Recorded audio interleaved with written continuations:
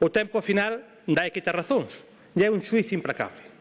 Eu que xa empezo a ter certa experiencia nesta Cámara, asistín a moitos debates, a moitísimos debates, nos que se cuestionou absolutamente calquer iniciativa política impulsada por este partido ou por este goberno en materia de educación.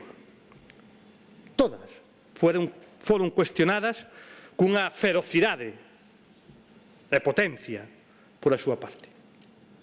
Curiosamente, cando se implementaron, se desenvolveron, se puxeron en funcionamento e se viron os resultados, dun xeito automático, a crítica mudou. Xa o plan Proxecta non era malo, xa os contratos programas non eran malos, xa os CIF non eran malos, agora eran poucos.